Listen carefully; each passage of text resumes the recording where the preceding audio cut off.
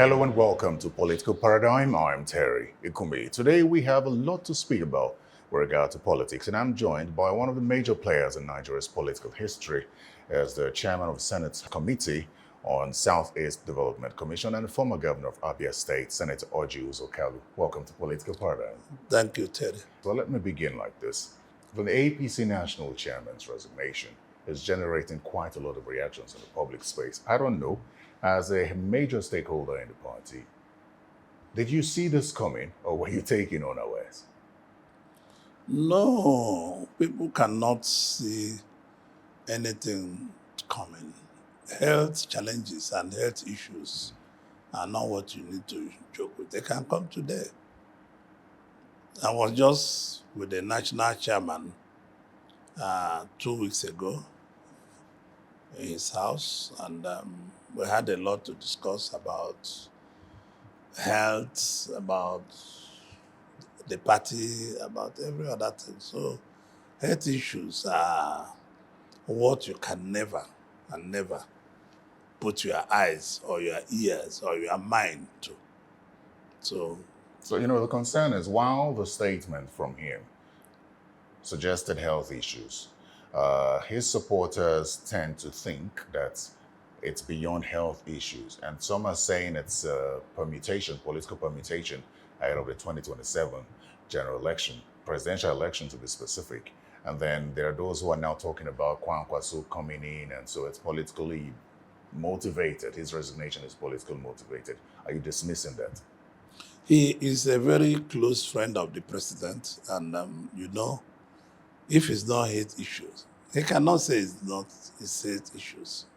So Nigerians, whether small or big, should believe him, because he has no problems with the president.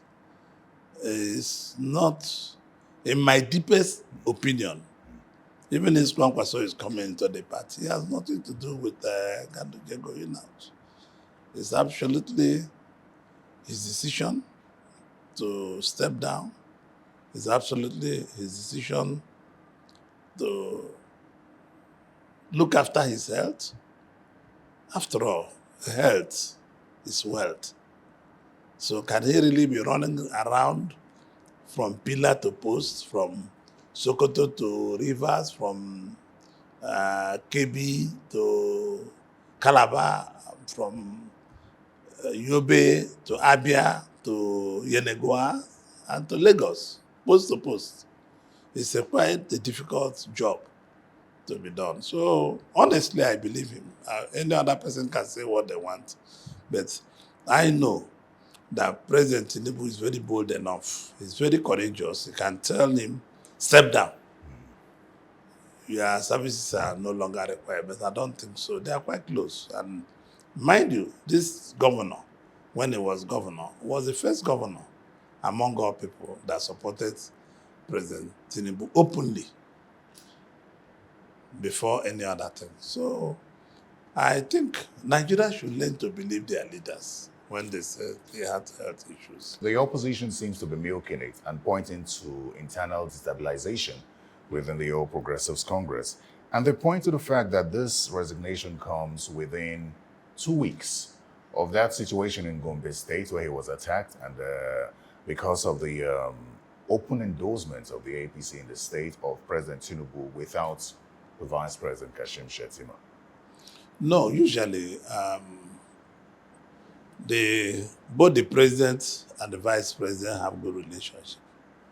And I don't know what you guys are speculating. It behoves on the president to say who his vice will be. It behoves on the vice to say, I still want to work with my boss. It's a two-way thing. It's about trust and belief. So I don't like to discuss such things, because a vice president or a deputy governor and governor is like a husband and wife. It only behoves on both of them to find out how they can work together and how they cannot work together. So nothing happened in Gombe. It's politics. It's usually things that happen in Gombe. It's politics. I read an article that said that the APC inflicted its own crisis on itself when they chose to endorse Tinubu 2 years ahead of the election. You've also endorsed the president. You've also spoken openly about your love for the president and belief in him. And some say that that's the crisis within the party that is brewing, because now it shuts the door for anyone who may want to go against the president or run against the president in 2023. Do you think that it was too early for the APC to begin endorsements for the president? No. It's not too early, because even in the where we copied our pattern of democracy, which is the United States, once a sitting president is there, there's no member of the party who is going to contest primaries with him. So what the party did was in order. They did what's supposed to have done, and what they have done is to just set the record. We have no other candidate. We have no other person. We want to maintain the synopsis of democracy, which said the sitting president must have the first right of refusal. And that is just what our party have done. There's a practice of democracy or across the world? No, this is the practice of presidential democracy. But the president must have the right of reply. Of refusal, yes. Refusal? Yes. In the American democracy and the Nigerian democracy. But how is that affecting internal party? There's no internal party. It's not affecting anybody. All the people who may want to contest or who may not want to contest have joined the endorsement, and the endorsement is real. So the party, we are right. So you think that anyone within the party who has an ambition to run for president now should not entertain it? No, because the party has already chosen one candidate. You saw the executive there that day. You saw the legislative. You saw the House of Assembly members. You saw the party chairman. You saw the party executive from all parts of Nigeria. So this is the hierarchy of the party. It's just like a mini neck.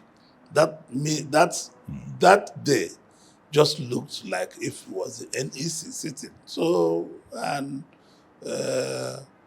the senators were there, members of House of Representatives were there, the ministers were there. In endorsing a candidate without the vice presidential candidate, do you think that this would affect the relationship between the president and the vice president going forward? I don't think so, because the vice president at the pleasure of the president. This vice president have also worked very hard, so I'm sure they have a common relationship. People should not put nose their eyes and nose into the affairs of President Bola Tinubu and Vice President Shetima. They should leave them alone. Both of them found the chord to work together.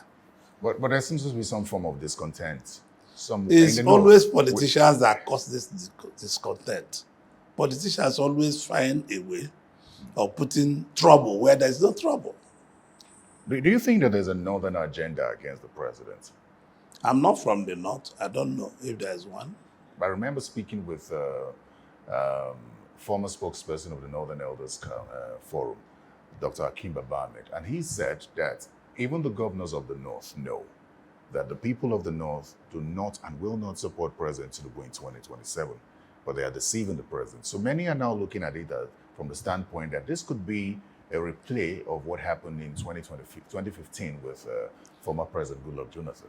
I don't think so, because President Tinubu is a core politician, and he knows where it will be good, where it will be bad, where the traps are set. People always demand for their rights. The North, as a hegemony institution, are demanding for what they want President Tinubu to do for them. It's left up to him to do what they want him to do, or do things they don't want him to do. So this is a contract between them and the president.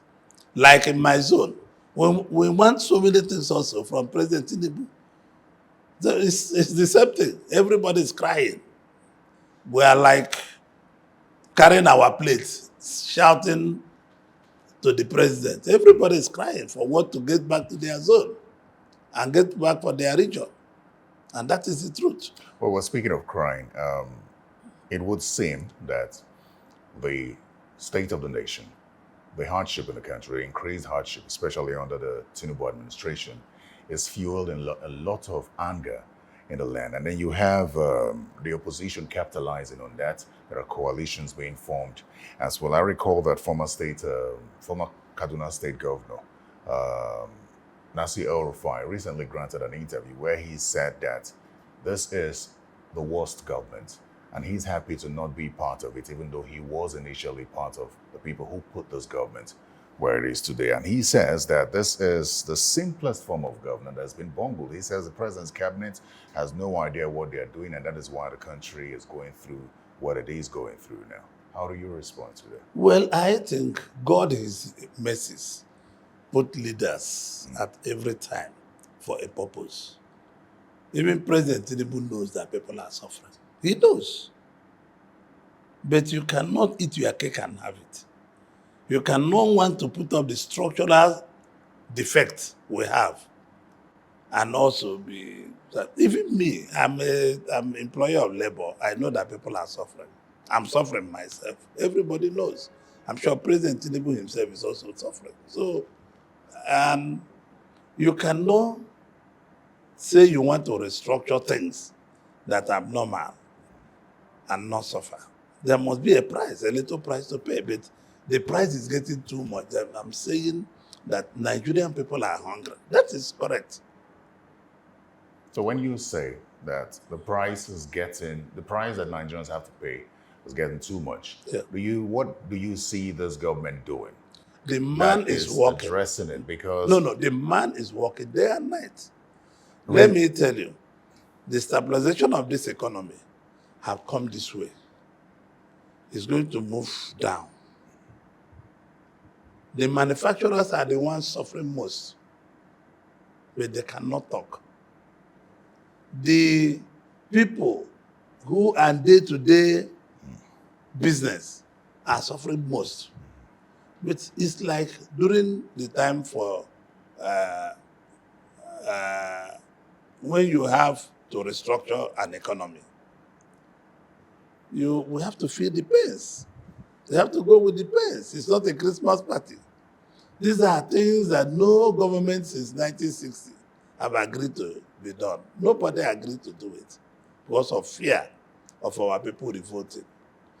Despite the consistent of policies they are having today, you remember we just came out of COVID-19.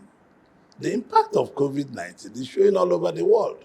It's showing all over the place. The people in London are crying, people in the US are crying, people all over the world are crying. It's not just Nigeria. We're even a little more difficult for us because we don't have a stabilized economy. If you have a stabilized economy, you know that things will be very, very difficult here. What I mean by that is that we don't have like social security where we give elderly people food stamps or where we give unemployed people food stamps to eat. Because the most difficult thing for a man to go is to go in with hunger.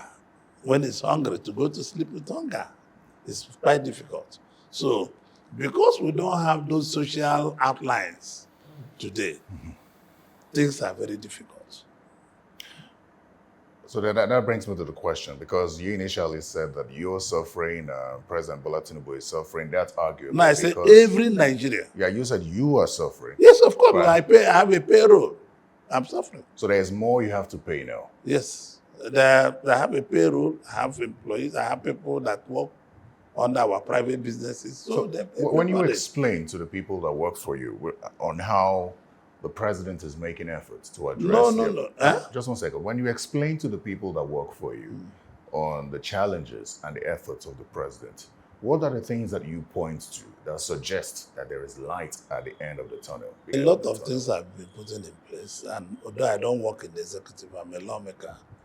The president has brought a scholarship scheme to our young graduates, so their parents will stop paying school fees.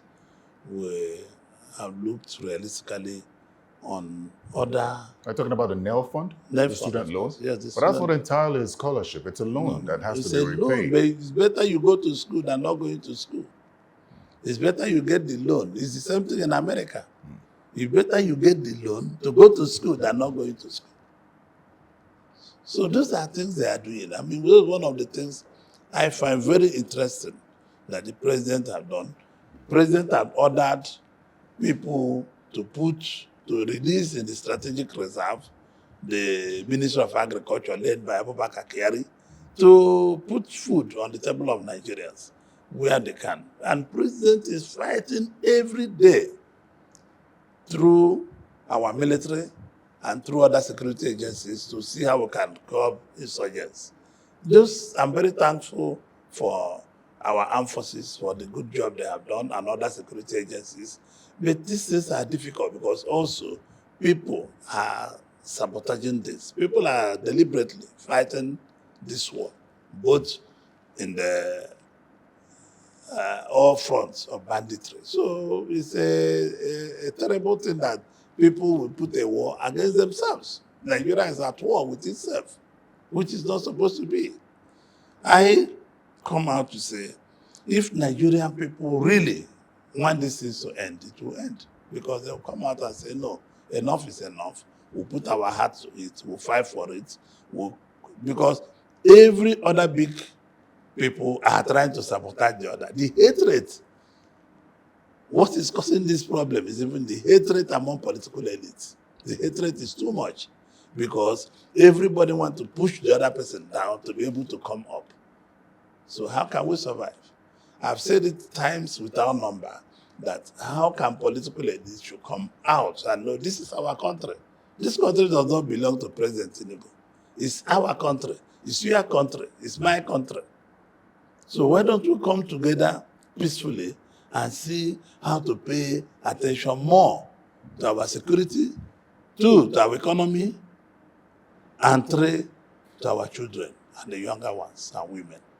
These are things that we should. But as a business person, the government's policies should impact heavily on businesses because government does not create employment. It rather creates an enabling environment for businesses to thrive, which in turn will impact on employment. Nigeria's unemployment rate. No. But this is just what I've answered you. That government should pay more attention with the society to security. No, I was going to ask you Yes. directly as a businessman, how the policies of this government have impacted your business. Well, it has been a very difficult time. And it's still very difficult. But we are hoping there's a light at the end of the tunnel because the policies are just new.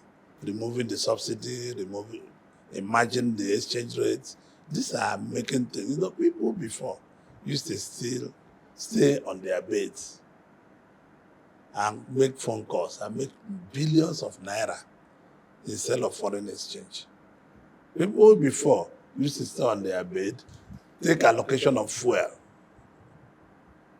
and make billions of naira. I'm very thankful to Alhaji Aliyu Dangote for what he has done in putting the refinery. And the refinery is not only going to supply Nigeria fuel, the refinery is going to supply other countries around us fuel. It's just that the absolute mismanagement in NNPC have not made the other refineries to be working. The government is moving because you can see the prices of fuel went so up and it's trickling down back.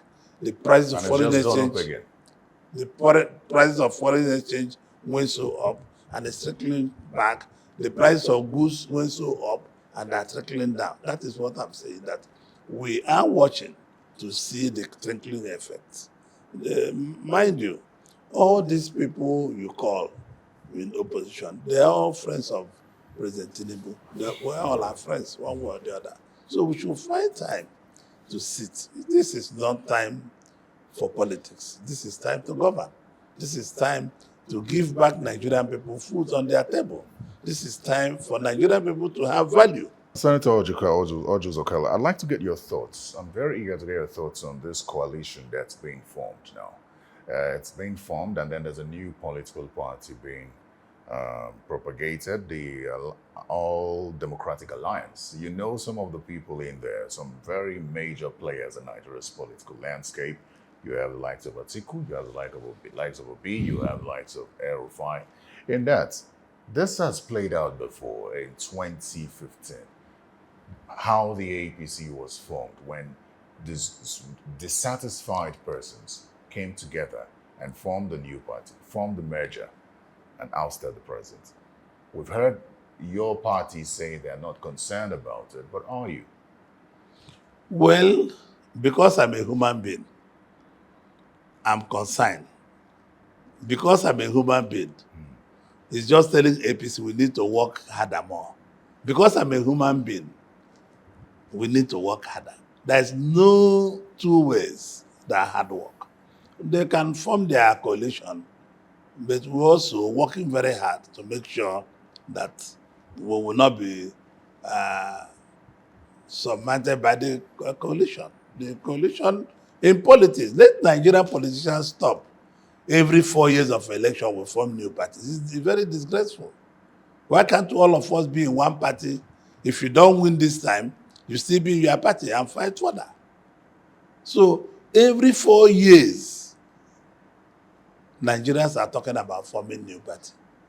Are we not ashamed of it? Are we not? We should be stopping all those things. But who do you blame for that? Some say the political parties themselves No, the political are not class, utilizing their internal democratic mechanisms to solve their issues. All I know is that because of ambition of the political elite, everybody wants to be president. Everybody wants to be governor. Everybody wants to be senator. Everybody wants to be House of Assembly. Everybody wants something. You see, so it's madness. So it is a time we should say, this is our party. I'm in opposition. We play opposition role and wait the next election. So all the time we are running around from one party to the other, to this, to that.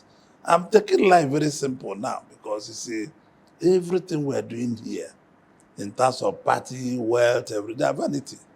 So we should think more about Nigerian people. Nigerian people need to benefit from democratic process. If there's any democratic process is not benefited by Nigerian people, it's not democratic process. So I call on the elite to stop sabotaging one another, to stop fighting one another.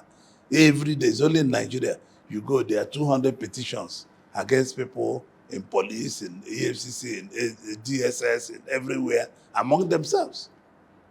People should find time to sit down and fashion how we can help the vulnerables and create more jobs, sustainable jobs. When I mean jobs, sustainable jobs. Is that not the role of the opposition? You say that people are acting the way they are, political elite are acting the way they are acting, mainly because of their personal ambition.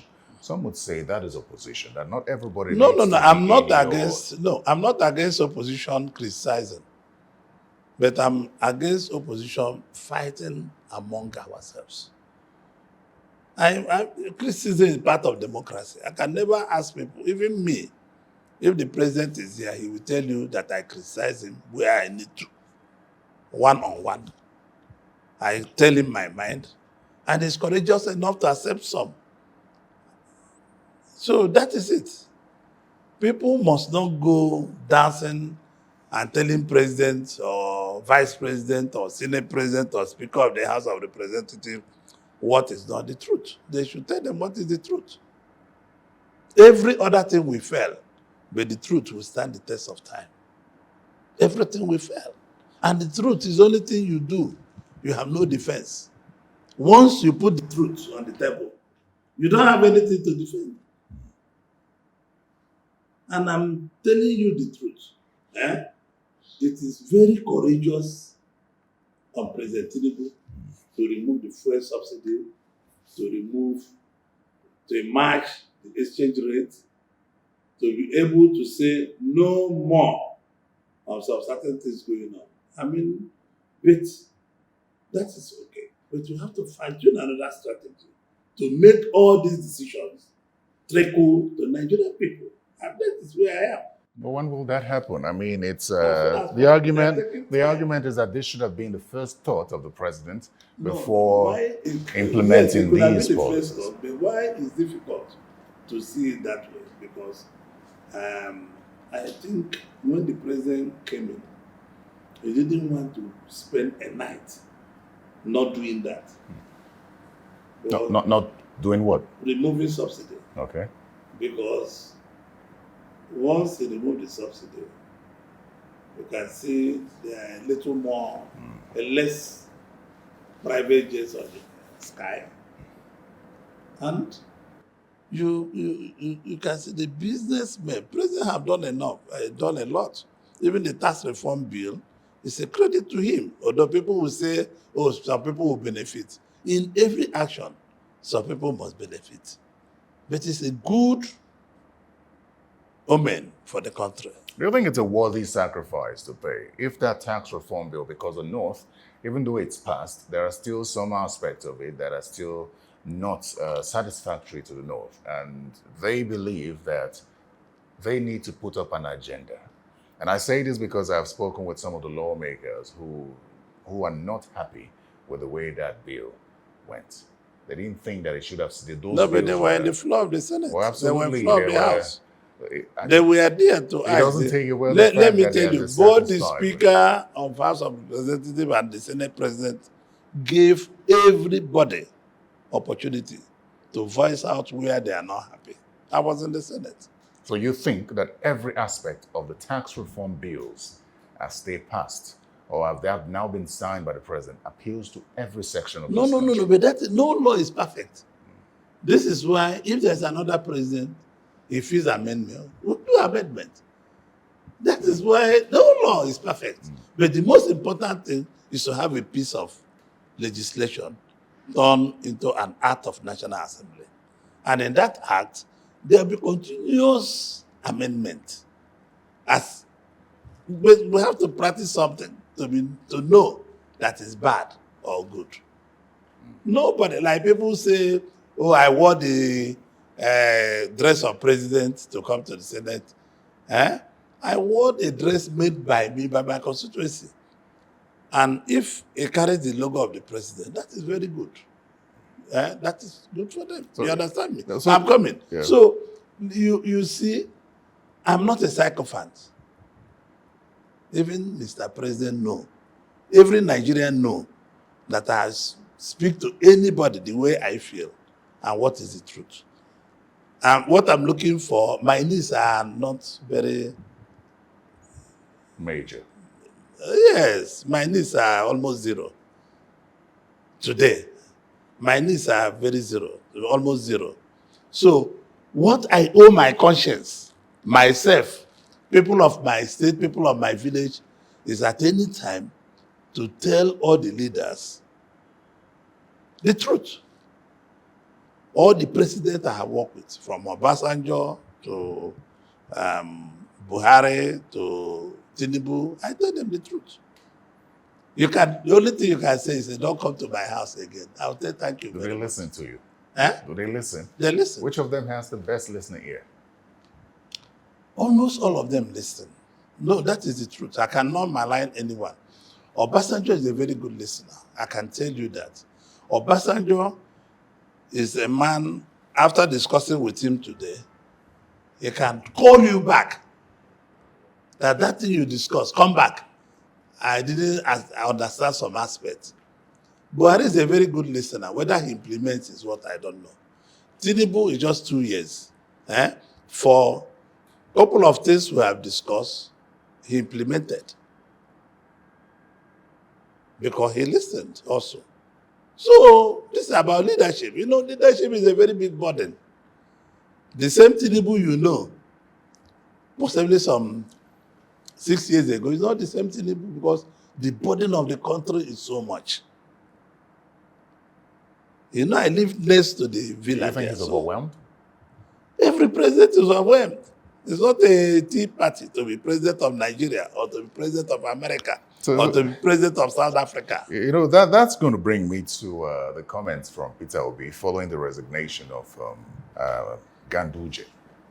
That Every person who cannot perform at any point should be free to step aside. And he seized the opportunity to indirectly say that the state of the country suggests that the president isn't performing. I'm not going to discuss P2B here. Not the person. No, I'm listen talking to about me. the substance Any of day what he you said. want to tell me about P2B, bring him on the TV with me. You can give him 30 minutes and give me 30 minutes. I'm not going to discuss anybody, especially some people like Erufai, like Amechi. I go to their houses, like Atiku. I go to their houses and eat. I'm not that kind of politician that people say, don't go to this man's house. Even President Tinubu cannot tell anybody not to go to anybody's house. So these are things, the psychophancy in politics. They tell you, I can't go to Atiku's house, I can't go to Tinubu's house, I can't go to Erufai's house, I can't go to... The other day I was eating padediam in Amechi's house. And I will still go again because I'm not taking my birthday cake from him. I'm still going to do that. So for me, what they are doing is what they want to do. They have chosen not to be in APC. I have chosen to be in APC. So let everybody mind his own business. Let me ask you this direct question. Yes. With regard to the people of the Southeast, Yes. you're very passionate about the people of the Southeast. And you would know because most of the time you are in the Southeast. You're always talking about being in, is it Igbera? Igbera. In my village, You're yes. always there. But let me ask you directly, what's the feeler you get from the people of the Southeast? I'm not talking about the political class. What do you think, where do you think the people of the Southeast stand, or what are they thinking ahead of 2027, especially the presidency? Well, I cannot say the overall thinking of the Southeast. But the political elites, if you want to ask me what they think, I'll tell you. What they think is that Tinubu should do the second tenure. And after that, we'll come back and put our house in order. Tinubu should do second tenure. Yes. And then after that, the Southeast will take over. It's possible, yes. But that's a south-south from one southern president to another southern No. president. It is also possible that the North will take over, the Southeast can take over, but it is a thing that everybody has to be on the table to renegotiate. But then when I asked you about the feeler from the Southeast, I was more concerned about the people of the Southeast, not the political elites. And the reason I say this is I recall asking Dr. Akim Ahmed about the same situation. He is not a politician. So I think it was easier for him to say that the people on the streets in the North do not support this administration.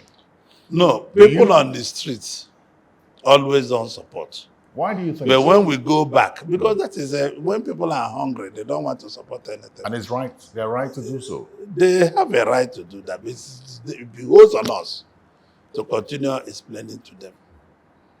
Like what I'm doing is going back home, doing a lot of more development at home, making sure that young women, young men start having new jobs, building new factories that I ought to build in Agbara that have light or in Ota that have light. You understand me? But you're not government. That's your personal investment. Yes. So if our businessmen from Southeast start building businesses in Southeast, people will have relief.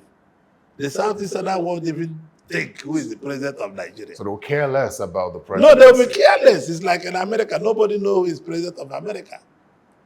You see a kid that have not left his county or her county. They don't even know who is the governor of the state. It's just like in Lagos State.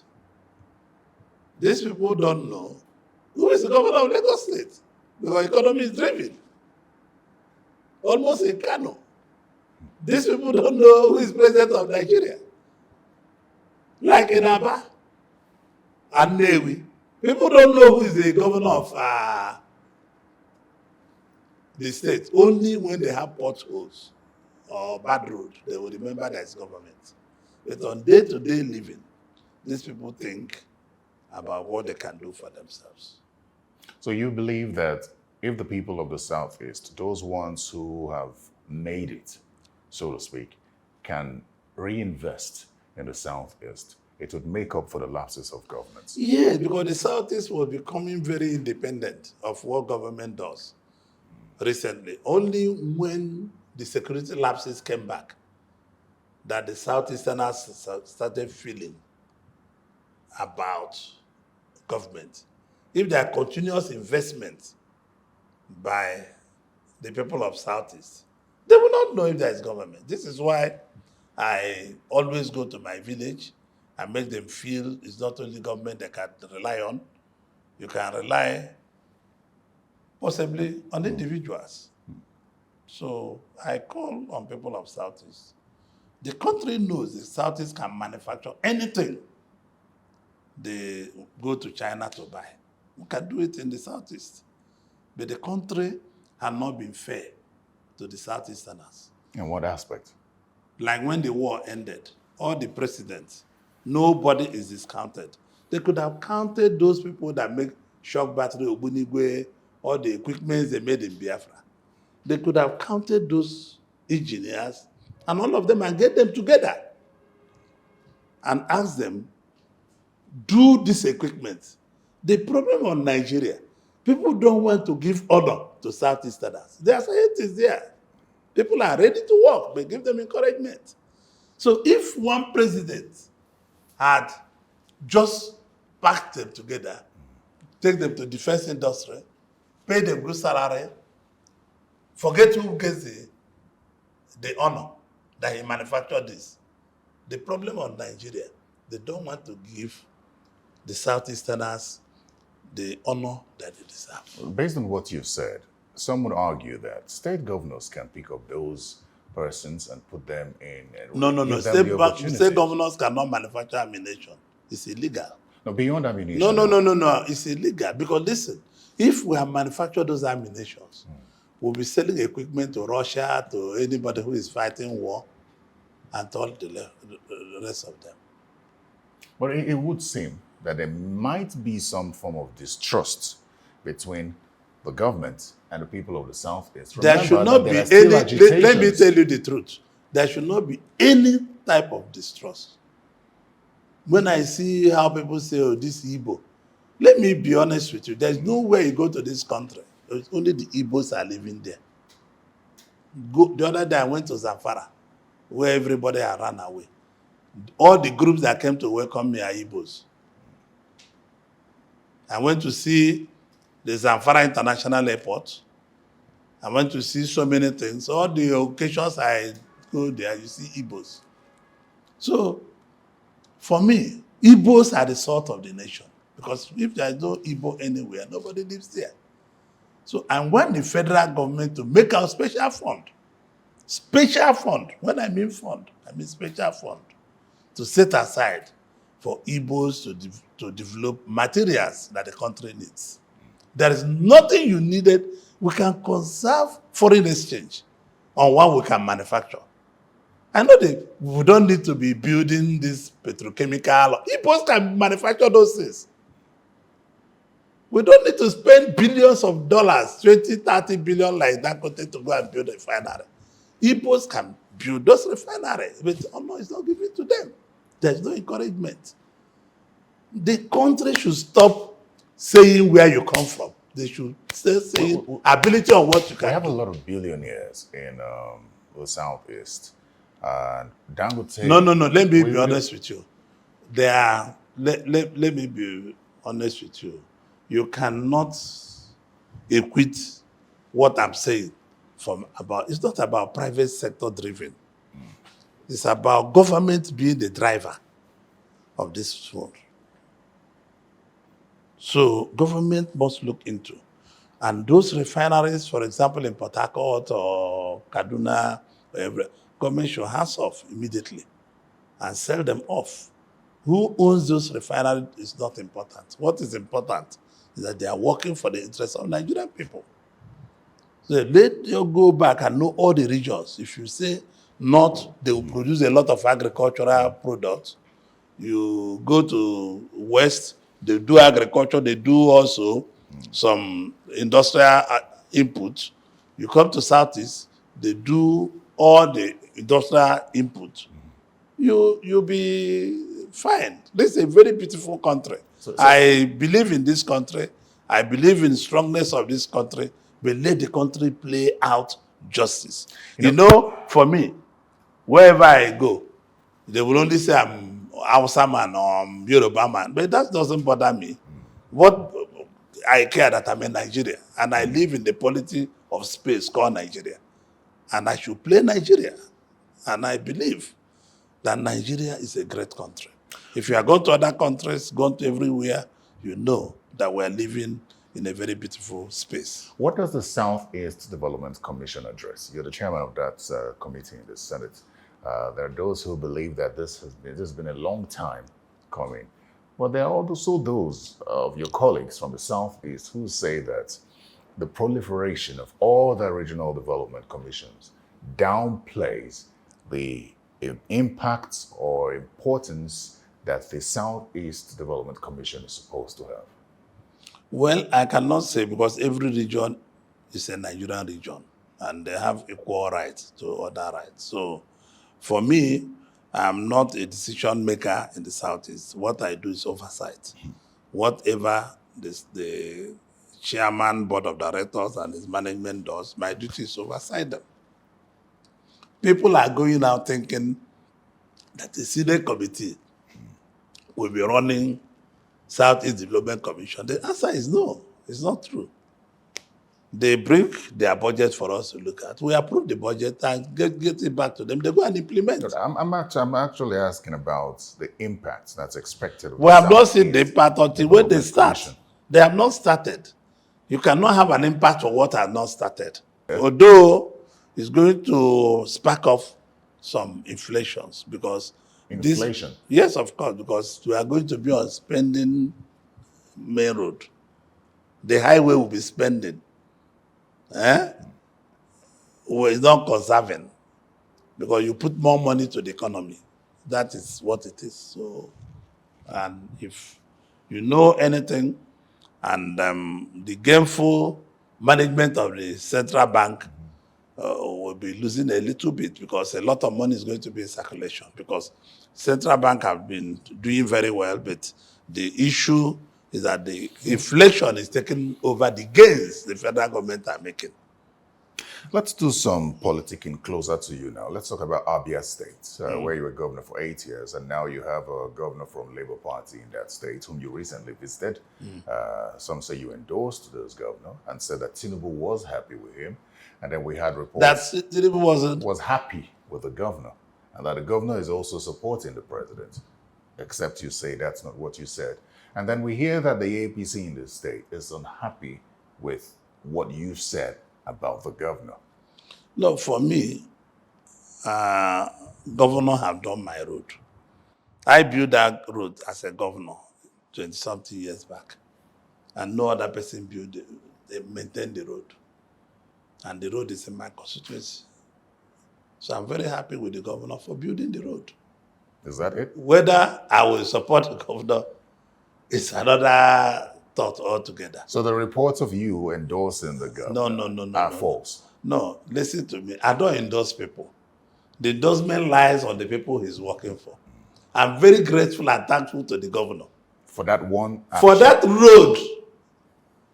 Because from Umuahia to Igbere, Umuahia, Ozuakoli, Ovim, and Alai, Item, Igbere, and Abreba. We are very happy. We are very thankful. It's my core constituency. But what's governance like generally? You've been a governor in that state, so you would know what governance, if there's any improvement in governance. Would you say that the governor's doing well beyond the roads he's provided for you? No, because governor have done well on some aspects. You know, governance is a vast thing. He has done well in what he's doing. You know, me, I'm not afraid to say the truth. Governor have done well in some aspects. But there are also things he have not concentrated with the people. So he still have a lot of job to do. Do you expect him to join the APC? I never discussed such things. No, I'm not saying you No, listen to me. I'm not saying you no, need Terry, Excellency. Listen to me. Are you open I have to that? never discussed such kind of thing with the governor. The governor is an adult. There's something you don't know about this governor. He was my banker. He's my friend. He's like a family to me. So people want me suddenly because I'm in APC, is in Labour Party, to carry sword against it. There's only one day I would disagree with this governor. Was the day of election. What if he joins your party? Then there'll be no disagreement. So you are, that's the But I've never discussed that with him. Well, you've been well. I mean, the But governors join. The governor is intelligent enough to know what is good for him, whether to join the party or not to join. What do you think is good for him to join the APC? I don't know. It's his institution. I don't like to print people. What? Moreover, he's my friend. He's a family friend. We talk. If APC have a candidate tomorrow, I will support the APC candidate because that is very plain. Oh, well, speaking of candidates, there's a video of you asking the deputy speaker to quickly declare his intention. So No, that is people are misunderstanding what I'm saying. People say he's running for governor. He hasn't said it. He hasn't said so. And I have told him privately, do you want to run for governor? Declare it. That is the truth. I've told him in my house, he came and said, are you running for? He said, I should give him some time. And that is it. You know, I can never lie. If you ask him, he say, yes, it's true. He said, I should give him some time. So what we are saying, the time is running up. It's either he declares he wants to run, but I don't want any member of this, almost the same family, to start running against each other. That is what I said, no, it will not happen. If he's running, other ones should wait. He can run primary with outsiders, like people from Central, but not from the North. Okay. Because it's one family.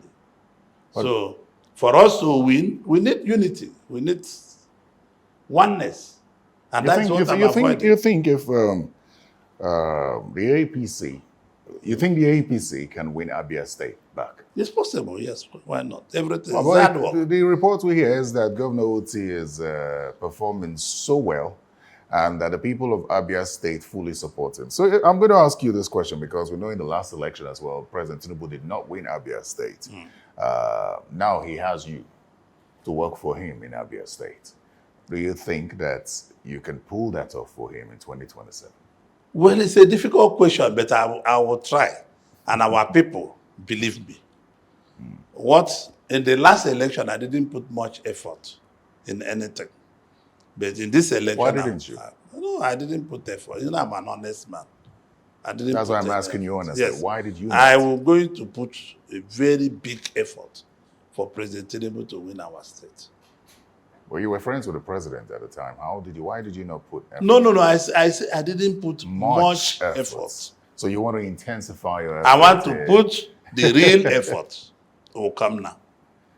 And they were not because of anything. I didn't put much effort because our states were in disagreement and APC everything were upside down.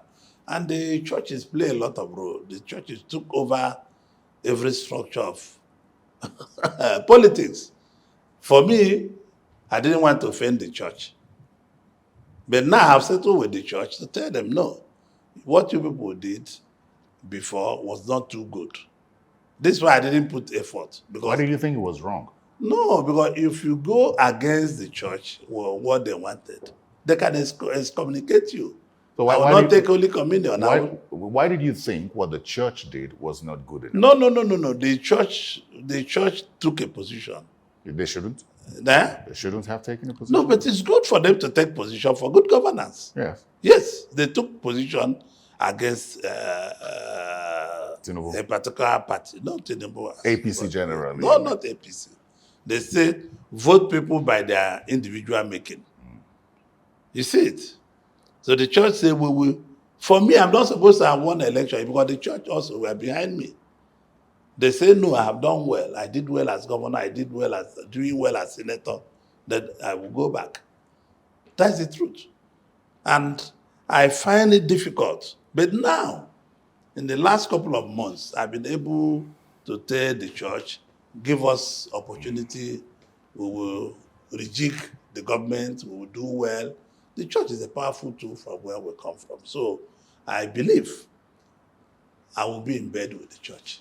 Is that for the next political ambition of yours, or For present for and future, at all times, I will be in bed with the church and the people of Abia State. but They will how vote for Tinubu. the people of Abia State will I vote can for assure Tinubu? you And the that. reason is The reason is that Tinubu has given us a lot of projects in our constituencies. So in Abia State. In Abia What sort of State. projects do you have from the president in Abia State? roads, everything. He's doing the Enugu Port Harcourt Expressway. He's doing the Lokmanta Enugu Expressway, and he's giving constituency projects to all of us. So they are feeling the impact now. President is extending his green biro to our constituencies. So the people are feeling the impact, and they know it's a presidential biro, and they will give them. They will also return by their votes. How then do you respond to those who say that the Southeast is not benefiting from the president, from appointments to perhaps federal presence? And that's why some people say that you have to join the president's party for you to attract federal presence in your state. This is just 2 years. I have discussed with President Tinubu. There's no new petrochemical, there's no new gas company, there's no new coming up. But he's identifying where these things will be. It's not everything that you should know. President Tinubu will surprise the Igbos. I've told them before. President Tinubu will surprise the Igbos Igbos. before He will surprise 2027. Whether before or after 2027. So There will be visible investment of federal government in the area. So, as we wrap this conversation now, based on what you said, do you think that the people of the Southeast should still look towards 2027 to get the presidency, or after the presidency? No. If you are asking me, you are being wrong. I'm a member of APC, and my party have already a presidential candidate. So I will drive to the right lane of my party. That is it. You know, but I know that politics has to do with the people. And the question is, are your people going to follow you? Our people are going to follow another us this direction? time. They are going to follow us this time. Yeah. Senator Ojisoka, just before we go, I'd like to get your thoughts on something about your party. There are so many opposition members joining your party now. I don't know what you make of it. And the conversation of a one-party state is never ending. But here's one more important thing. Senator Adeline Dume said that he fears that if the ship is overloaded, it could sink. Now, there are people who now say that the APC is just taking people left, right, and center, and there's a possible implosion that could happen if the APC is not careful. No, the ship I'm inside is not overloaded. We still expect more people to join the party. We still, nobody's talking about one-party state. President Tinubu himself never believed that Nigeria should be one party. He's a Democrat to the heart. If you wish to join the party, you join. And let me be honest to you, no one governor have President Tinubu approached to join APC. Not one. I can tell you this. Everybody joined according to their conscience.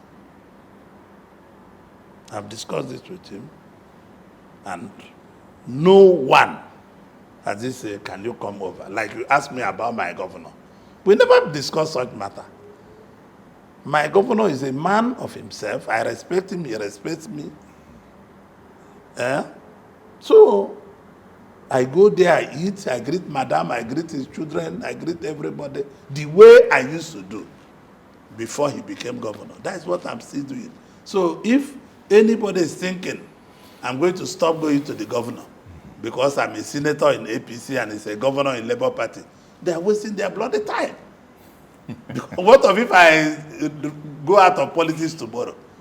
Will I start going to amend friendship because I abandoned friendship because of party? No, the answer is no. Remember, during Obasanjo, I was only governor. And Bone Haruna going to Atiku's house. Obasanjo drove away all the governors. I was only one going there.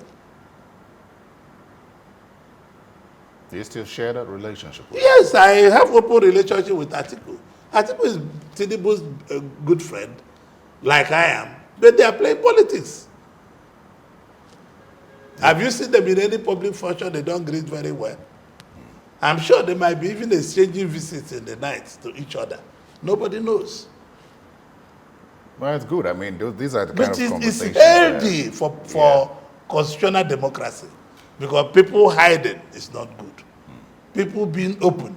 Like there are a lot of people who will deceive President Tinubu and say, oh, I don't want to talk to this man. But they hide go somewhere to go and talk to them. I don't hide. All the major players in PDP are my friend.